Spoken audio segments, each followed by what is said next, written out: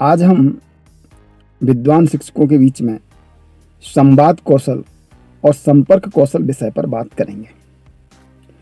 संपर्क की हमारी पुरानी परंपरा है। कहते हैं जब तक समाज के बीच में संपर्क ना हो तब तक समाज हमारी बात नहीं समझ पाता है, और यह सही बात है। मनुष्य को परमात्मा ने वाणी दी है और वाणी के द्वारा वह अपनी बात स्पष्ट कर सकता है, समझा सकता है।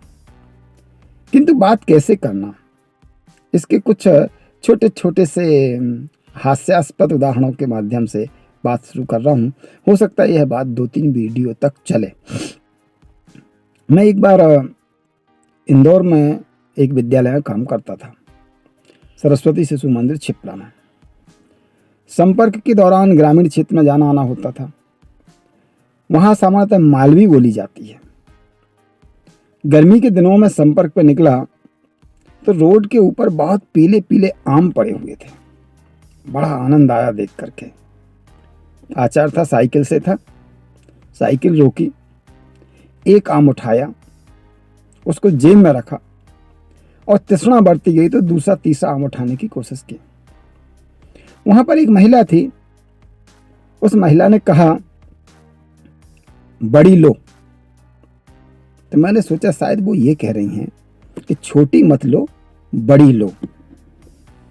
थोड़ी देर बाद फिर वो जरा तेज बोली, नानो थारे समझे नहीं पड़ रही हो, बड़ी लो। तो मैंने कहा मैंने बड़ी तो ली है, उससे ज्यादा क्या बड़ी लो। लेकिन वास्तव में उसका मतलब ये था कि बढ़ लो, यहां से चलो, चले जाओ, आम मत उठाओ। कुछ समय खरगोन रहने का अवसर मिला। निमाड़ी मुझे नहीं आती थी, और निमाड़ की भाषा में सामान्यतः लास्ट में 6 लगाते हैं। जैसे उनसे कहा कि केले बाजार से ले आऊं, उन्होंने कहा मत लाओ, रखेल 6। अब रखेल 6 का क्या मतलब हुआ? तो अलग अलग बोलियों का, अलग अलग भाषाओं का अपना रस है, अपना महत्व है। इंदौर का एक उदाहरण लेता हूं। जब मैं संपर्क में जाता था तो सामान्यतः बहुत ज्यादा समय लगता था, और समय लगने का ये कारण था कि जब भी मैं किसी परिवार से बच्चों की पूरी चर्चा करने के बाद उठने लगता और वापस जाने लगता तो वहां के लोग कहते, अरु आजो, बैठो। तो जैसे वो बैठो कहते तो मैं फिर बैठ जाता। थोड़ी देर 5-7 मिनट बाद फिर मैं कहता, मैं चलूं? बोले ठीक है, अरु आजो, बैठो। तो मैं फिर बैठने लगता। फिर कुछ समय बाद लोगों ने बताया, नहीं यहाँ परंपरा है, इसका मतलब है फिर से आना। ये यहाँ की एक औपचारिक परंपरा है। बघेलखंड में जब हम जाते हैं तो वहाँ सामान्यतः इंठे बैठो दादू, दादू शब्द का प्रयोग किया जाता है। बुंदेलखंड में आते हैं तो बुंदेलखंड की अलग एक परंपरा है, अलग एक मतलब है। जैसे अभी एक बड़ा विवादास्पद वाक्य हुआ, सुश्री उमा भारती जी ने कहा प्रशासनिक अधिकारियों के संबंध में, जो वाक्य था, वास्तव में शब्दों की रचना पर अगर ध्यान न दिया जाए तो उनका मंतव्य सिर्फ इतना था कि नेतृत्व जो है वह अपने विवेक के अनुसार निर्णय ले।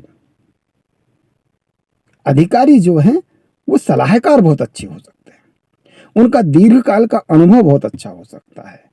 एक अलग अलग सरकारों के साथ, अलग अलग नेताओं के साथ, अलग अलग मंत्रियों के साथ काम करने का उनका लंबा तजुर्बा है, क्योंकि वो एक स्थायी पोस्ट है।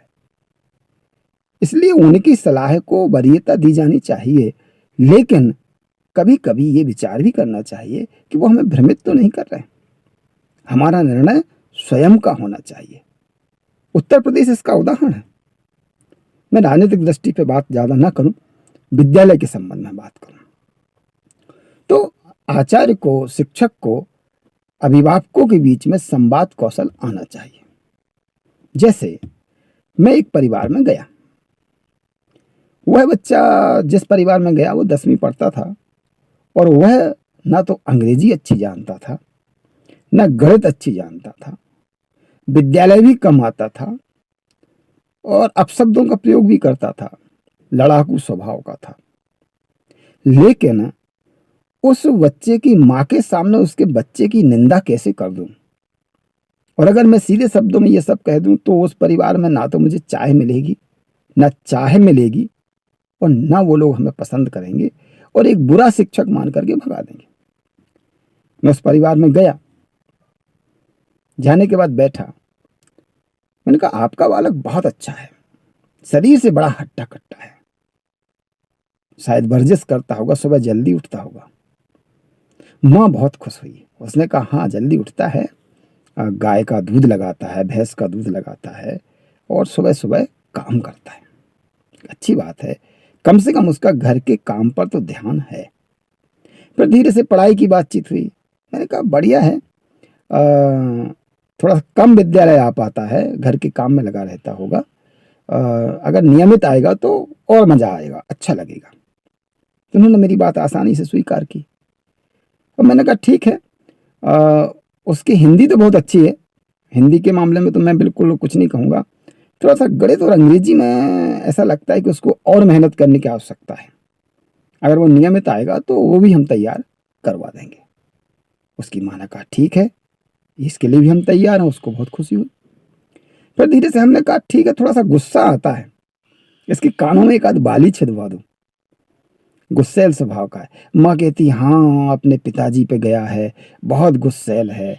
हमने कहा ठीक है, उसकी थोड़ी गुस्सा पर नियंत्रण करने की आवश्यकता है, कई बार गुस्सा में ये शिक्षकों से भी कुछ बोल जाता है, बच्चों से भी बोल जाता है, थोड़ा सा लगता है, बाकी बच्चा बहुत अच्छा है।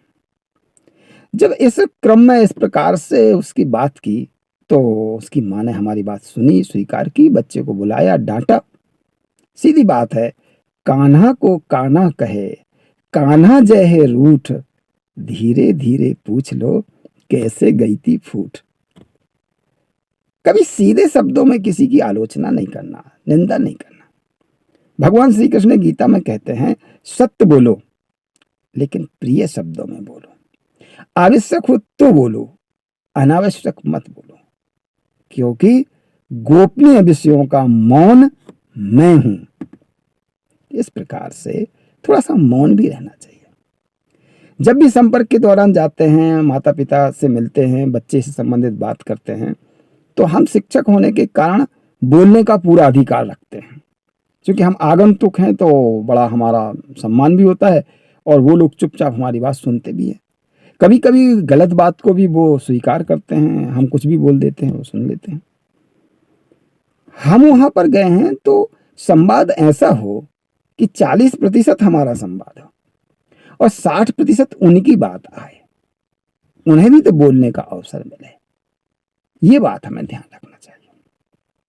फिर एक अधिकारी ने बताया कि संपर्क थोड़ा सा आत्मीय होना चाहिए। मैं आत्मीय का मतलब क्या है, तो उन्होंने अपने उद्बोधन में बताया कि संपर्क चूल्हे तक होना चाहिए। चूल्हे तक का मतलब क्या है, तो गैस है।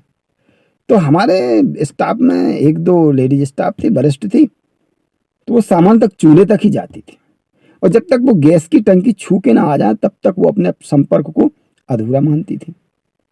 जाना तो बड़े बड़े किसानों के परिवारों में जाती थी, तो वहाँ बड़े बड़े कांदा प्याज के ढेर लगे रहते थे, लहसुन के ढेर लगे रहते थे, आलू के ढेर लगे रहते थे, अनाज के ढेर लगे रहते थे, विभिन्न प्रकार की सब्जियां रखी रहती थी, दूध पर्याप्त मात्रा में होता था, मठा बहुत होता था, छाछ अच्छा होता था। तो बच्चे से संबंधित बात हो ना हो, प्याज कैसी चल रही है आजकल, कांदा कैसा चल रहा है आजकल, अरे तुम्हारे यहाँ तो ये दूध बहुत अच्छा निकलता है, क्या बात है, कितने लीटर हो जाता है, कितनी भैंसें हैं आपकी। कई बार क्या होता है कि हम विषयांतर हो जाते हैं और अभिभावकों से कुछ थोड़ी सी अघोषित अपेक्षा लेके बैठ जाते हैं और जब वहां से लौटते हैं वो देखते हैं कि इनको कांदा बहुत अच्छे लगे तो 1-2 किलो कांदा रख देते हैं, इनको छाछ बहुत अच्छा लगा तो एक टिफिन में छाछ रख देते हैं, एक डिब्बा में आपकी पानी की बाटल उसमें छाछ भर देते हैं। तो इस प्रकार से इन वर्जनाओं को पालन करना चाहिए, इनसे बचना चाहिए। कभी भी किसी के भी परिवार में जा करके वहां की अच्छी बातों की प्रशंसा तो की जाए, लेकिन वह भी लालच भरे स्वभाव से ना की जाए, आकांक्षा वाले स्वभाव से ना की जाए।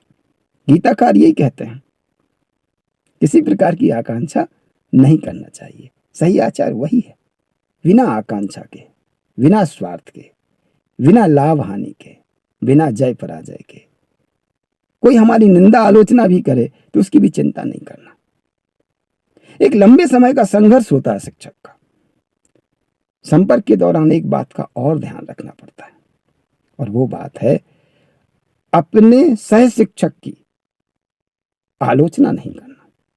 अब मान लीजिए आप हिंदी पढ़ाते हैं, बच्चा गणित में कमजोर है, तो जैसे अभिभावक कहता है कि अरे सर जी बहुत दिक्कत है, हमारा बच्चा तो गणित बिल्कुल नहीं जानता, वहीं आप शुरू हो जाते हैं, अरे हमने तो कई बार प्राचार्य जी से कहा है गणित का शिक्षक बदल दो, इसको भगा दो, ट्रांसफर कर दो, ये पढ़ाने लायक नहीं है, इसको छोटी कक्षाओं में पढ़ाने के लिए भेज दो, लेकिन हमारी तो कोई सुनता ही नहीं है।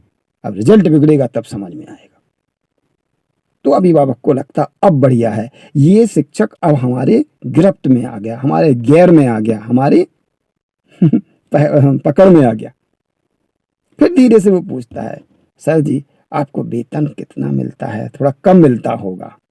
अरे अब क्या बताएं, 2 महीने से नहीं मिला है, बहुत समस्या है। निजी समस्याओं को लेकर चर्चा नहीं करना, साथ में काम करने वाले शिक्षक की आलोचना नहीं करना, उनकी किसी वस्तुओं के प्रति लालची लोभ वाला भाव लेकर के उनकी प्रशंसा नहीं करना, छात्र की सीधी शब्दों में निंदा नहीं करना। इन बातों का यदि हम ध्यान रखेंगे और शब्दों को थोड़ी सी मर्यादा रखेंगे तो निश्चित तौर पर अभिभावकों के साथ हमारा संवाद संपर्क अच्छा होगा। मैं दूसरे भाग में थोड़ी सी आपसे और बात करूंगा, क्योंकि यह अभी अधूरी चर्चा है। संपर्क के प्रकार कितने होते हैं, संपर्क कैसे किया जा सकता है, और संपर्क में कौन सी नई शब्दावली, नई योजनाओं का पालन किया जा सकता है, संपर्क के संकोच से कैसे बचा जा सकता है, वास्तव में उद्देश्यपूर्ण संपर्क कैसे करना चाहिए, और संपर्क को फॉर्मेलिटी मान करके नहीं करना चाहिए। संपर्क के परिणाम विद्यालय में दिखाई दें, ऐसा संपर्क कैसे किया जाए। ये पेरेंट्स के साथ में, समाज के साथ में शिक्षक का संवाद कैसे किया जाए, ये एक नई शुरुआत सभी को करना चाहिए, चाहे शासकीय विद्यालय हो, चाहे अशासकीय विद्यालय हो, चाहे सीबीएसई के विद्यालय हो, चाहे स्टेट बोर्ड के विद्यालय हो, प्राथमिक हो या उच्चतर माध्यमिक हो, क्योंकि संपर्क और संवाद से शिक्षा में गति होगी, प्रगति होगी, और आपके विद्यालय का और आपके विद्यार्थी का दोनों का उत्थान होगा। क्योंकि बच्चे के विकास में अभिभावक, शिक्षक, विद्यालय और समाज सबकी सामूहिक जिम्मेदारी है। केवल शिक्षक अकेला कुछ नहीं कर सकता, तो क्यों ना हम इस सामूहिक जिम्मेदारी में सबको शामिल करें।